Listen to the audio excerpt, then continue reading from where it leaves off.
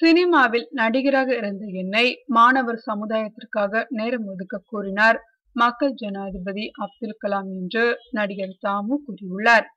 மக்கள் உன்னை விரும்புகிறார்கள், எனவே நீ அவர்களுக்கு ஏதாவது செய்ய வேண்டும் என்று அவர் கூறியதன்படி செய்து வருகிறேன் என்று நடிகர் தாமு கூறியுள்ளார்.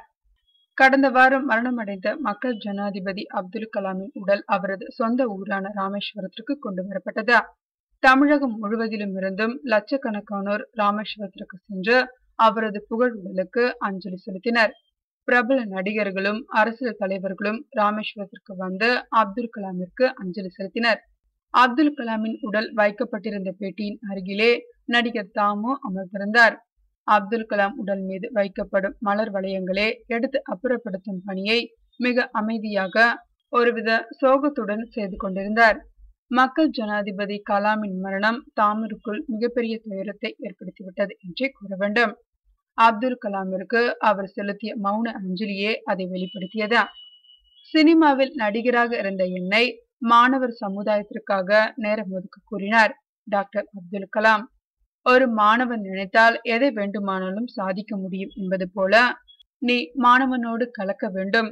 மக்கள் உன்னை விரும்புகிறார்கள், எனவே நீ அவர்களுக்கு ஏதாவது செய்ய வேண்டும் என்று அவர் கூறியதன்படி செய்து வருகிறேன் என்று கலாம் உடனான தனது நினைவுகளை பகிர்ந்து கொண்டார் தாமு. உன் நேரத்தை மாணவர்களுக்காக ஒதுக்காமல் முழு நேரத்தையும் மாணவர் சமுதாயத்திற்காக செலவிடு என 2011 என்னிடம் தெரிவித்தார். இவர் கூறியதற்கிணங்க 7 லட்சம் மாணவர்களையும் 8000 ஆசிரியர்களையும் 5000க்கும் மேற்பட்ட தலைமை ஆசிரியர்களை சந்திக்க வைத்தார்.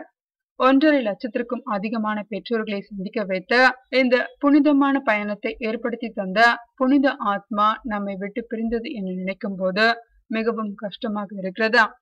ஒரு பெரிய ஆசிரியரை இழந்துவிட்டோம். அவர் ஒரு ஆசிரியர் மட்டுமல்ல, ஒரு அப்பாவை போல எல்லாவற்றையும் நமக்கே கொடுத்து விட்டு போய்விட்டார். எண்ணற்ற அறிவியல் ஆய்வாளர்களையும் கல்வியாளர்களையும் நமக்காக கொடுத்து விட்டு போயுள்ளார். நாம் எல்லோரும் இணைந்து அவரது பணியை தொடருவோம். கல்வித்துறைக்கு நிச்சயம் ஒரு பொற்காலம் மலரும் என்று கூறினார் நடிகர் தாமு.